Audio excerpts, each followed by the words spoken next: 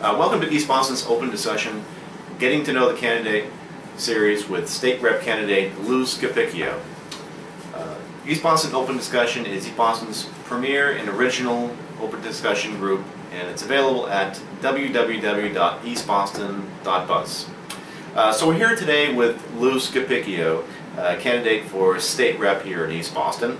And if you're unfamiliar with Lou is pretty much a lifelong resident here of East Boston. He was actually born in Georgia, but that was only for a brief time, and he came back with his family early on.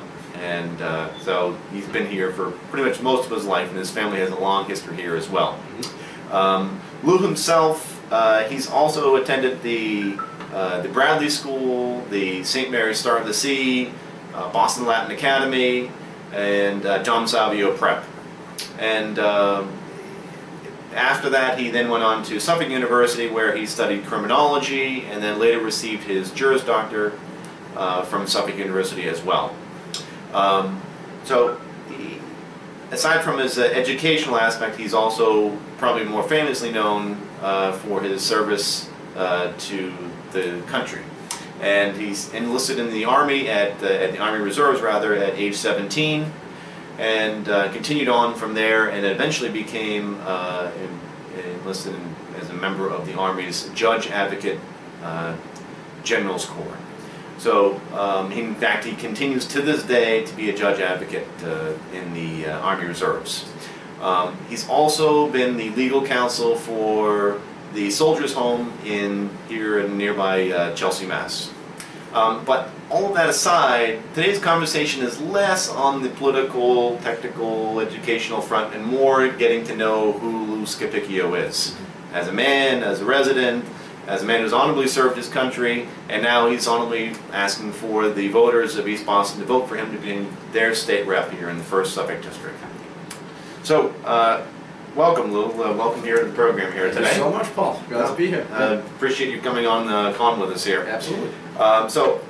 Now, first off, I appreciate you coming over here. I know it's been rough these past couple of weeks here with all the snow. Hopefully you've been dealing with that. I know it's difficult to run a campaign with all the snowstorms that we've had here, so the past few weeks. Hasn't been the most ideal situation, but you make the best of what you got. That's all you can do. Yeah, that's for sure. Yeah.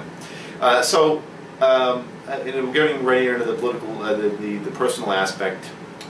So I know whenever I come across a good politician, I know that he or she always has a kind of a good group of family, a good group of friends, and neighbors that he's grown up with. Maybe you can give us a little bit of a background on your growing up here in East Boston, and who your influences were, and maybe give a perspective on who you are growing up here. So I was no different. I did have great influences, and I did have a great family and great friends growing up here in East Boston. So we did move back. I was about 2 years old. We moved back from Georgia. My father was working for the airlines at the time. My parents were great influences on me for exactly that reason. They were both very hard-working people, and they taught me from a very early age the benefits of being a hard worker, and that you have to earn the things that you want, that things just not handed to you. You have to go out, you have to earn them and work for them. They both worked very much, and then the other great influences on my life were really my grandparents, and the house that I grew up in. It was me, my brother, my sister, and my parents, and then upstairs were my grandparents, Louis and Florence, my father's parents. They were great influences as well. My grandfather was a policeman, so had that influence from a very young age of him teaching me about being fair to people, and sure. Taught me a lot when you said you mentioned that you became a policeman now. Now, your family, your great-grandparents had originally come over directly from Italy to the U.S. and directly to Boston, right? Yeah, my great-grandfather, Sebastiano Scapicchio, was the first one to come over. He, I got to take a trip to Ellis Island about a year ago, and I got to look up all the information on him. Saw a picture of the boat that brought him over from Naples. Saw a picture of his signature actually on the manifest. And when he arrived in Ellis Island and saw that his uncle signed for him to come in the country, saw that he was planning to go from there to Boston, and he was a wrought iron worker, and he settled in the North End, where a lot of Italians did at the time, and went to work at the age of 17. I think he came over and actually arrived on the 4th of July. Wow, that's a great story. I mean, that's the story of the immigrant story. That's very common, but yet also very noble. And particularly when when your grandfather became the police officer here. Yes. And it was that was seemed like kind of like it was a kind of a moment in your family history where, hey, you know what, this is kind of like we made it. We've achieved some sort of position here in American life. Yeah. He came back from the Korean War.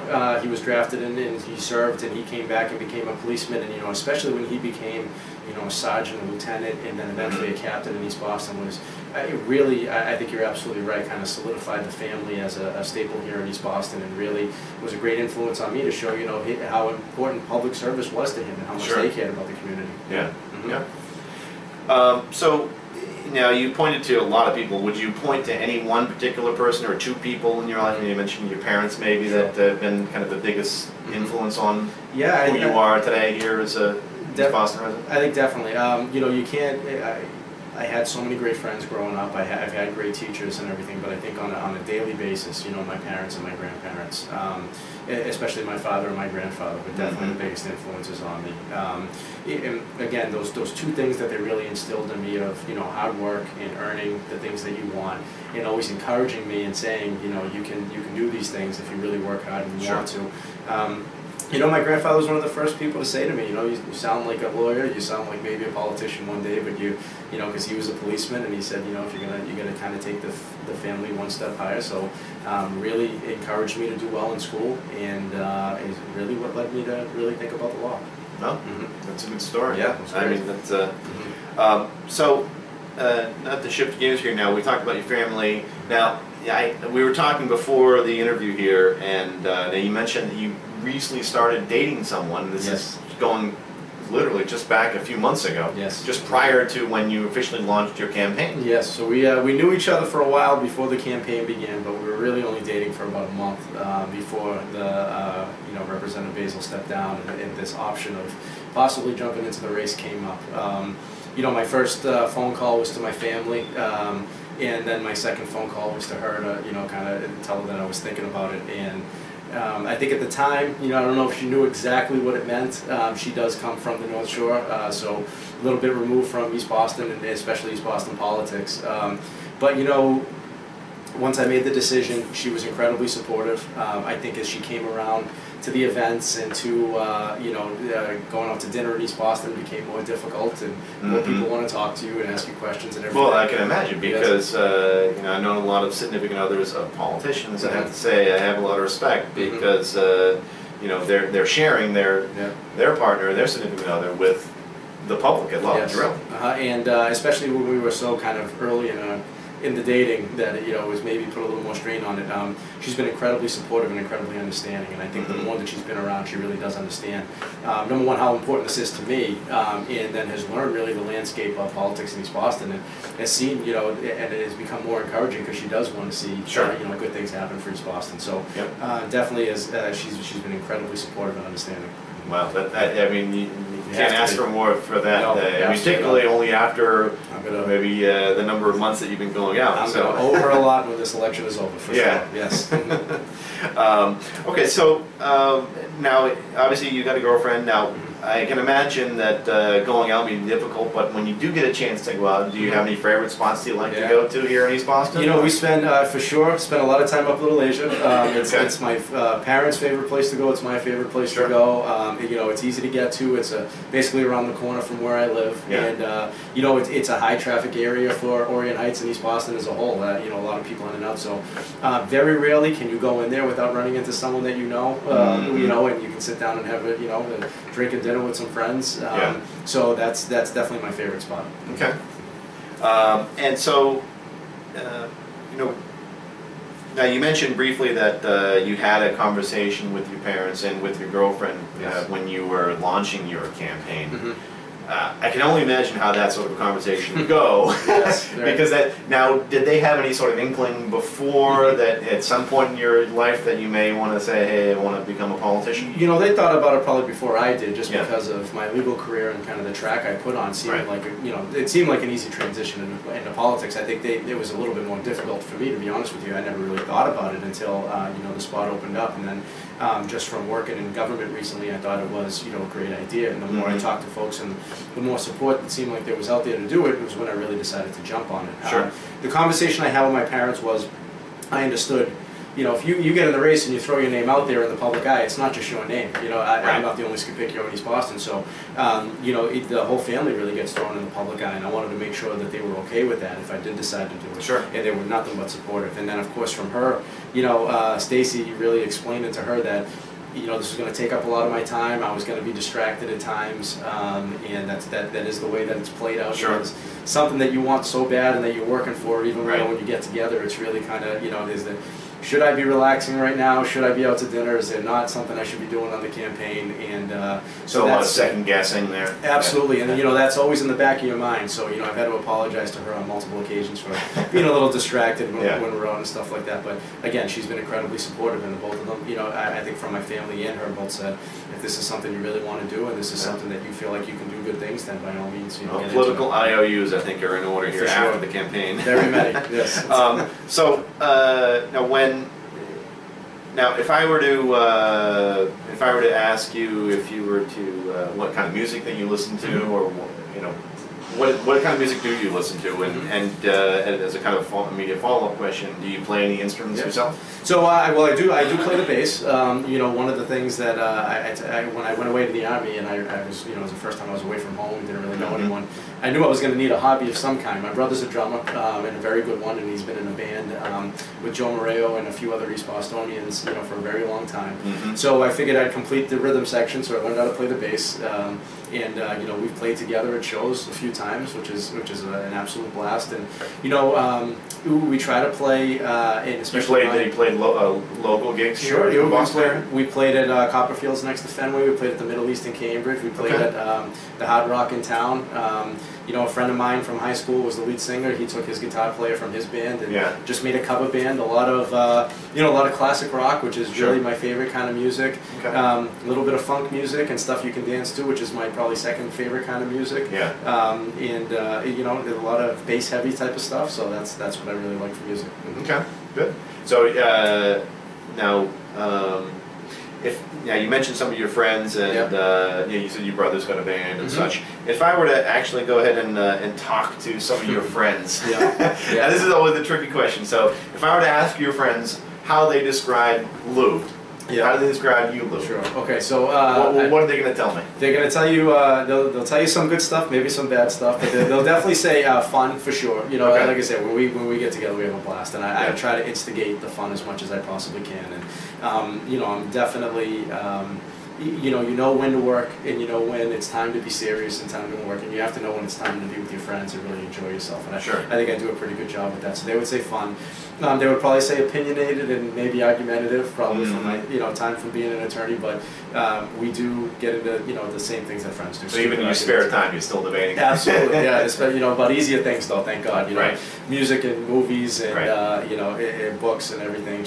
Sports a lot. Sure. So just to get into I could tell a story about one time we spent I think about 3 hours arguing about whether an RBI or on-base percentage was a better statistic in baseball. I'm talking about days worth, and a week later still finding articles on the same thing to argue with each other, and stuff that never ends. So that I would definitely say that. But they would also every single one of them would talk about how much I love America. They would say a great American, I hope, and they would talk about, because I talk about it a lot, and how much I love it. And that's interesting because it comes from I think it comes from just looking at you, I said, you know what, it's his military experience, but on the other hand too, it's his family's immigration history from a great grandfather on right on through. My great grandfather wouldn't let the kids speak, Italian in the house.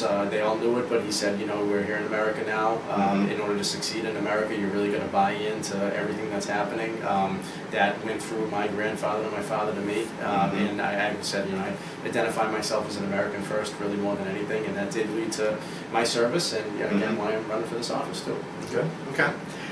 So now, speaking of running for office, now if you weren't running for office today, what would you be doing? Sure. So I'd probably be back at the home, still being the legal advisor at the home. There's still some great work to do with veterans up there, and that's definitely where my heart is right now. And one of the reasons, again, I got in this race is because Carlo was such a great influence on veterans issues, so I wanted to work on that. But the one thing that maybe I miss a little bit is, as an attorney, more courtroom time. Don't get as much of that at the home. Don't get to advocate as much as I used to, especially as a prosecutor, defense attorney. Especially when I was a defense attorney, you're in court all the time. Probably 3 out of the 5 days a week you're in court arguing something, or writing a motion, or just time in front of a jury and a judge, which is it's the most fun that you can have as an attorney. So I do miss that a little bit. So we'll probably try to be getting back in the courtroom at some point. Don't worry. If you end up becoming state rep, there'll be plenty of debate to be held on Beacon Hill. Absolutely, and that's why that's another reason why I got into this, because it's what I do for a living, and I would love to do it for East Boston. Okay. On the outside of politics now, we kind of talked about your music. So what is it that you enjoy doing recreationally outside of politics? Unfortunately, can't do it right now, but definitely outdoorsy, camping and hiking as much as I possibly can. Some shooting, recreational shooting, and archery. I try to be outdoors as much as I can when the weather's a little better than this. Do like to read a lot of true crime books. My favorite author is a guy named John Douglas, who was actually began the behavioral science unit of the FBI, which is kind of like the profiling unit that most people know about. And he writes a lot of true crime novels about real things that happen. It's a very interesting perspective that he brings to it, and he's a good author also. And then, going on with definitely the movies, huge movie buff. Love going to the movies as much as I can, try to catch all the Best Picture nominees every year, and but love to go to the movies. Last film you saw? Was American Sniper. Just about a week and a half ago. I finally took some time on a Friday night, even during the campaign, to go see it, because I didn't want to miss that one, and it was as good as it was cracked up to be. Well, I know you're on the campaign, but it's also good to get a little bit of breather once in a while. At 10 o'clock on a Friday night, I think it's okay to sit down and watch a movie and realize that's when you can finally really take it easy. There's no campaigning going on at that time, so it was all right. Yeah. Okay, so I appreciate your time here today. It's my pleasure. And appreciate you coming in. Absolutely, thank you so much. And thanks for joining us. I know you've taken your time out from the campaign trail, and with the weather and things that we've had. Thankfully, the weather's changing a little bit now, but again, appreciate you coming here today and joining us for the conversation. So I want to wish you well in your political campaign here as well. Thank you. And to all of our viewers, thank you for joining us here and watching our video here today with Getting to Know the Candidate with Lou Scapicchio. And feel free to please join the conversation and continue the conversation with East Boston Open Discussion at www.eastboston.buzz. Again, thank you. Thank you, Lou, for joining us. All right. Thank you. Vote on March 3rd. March 3rd.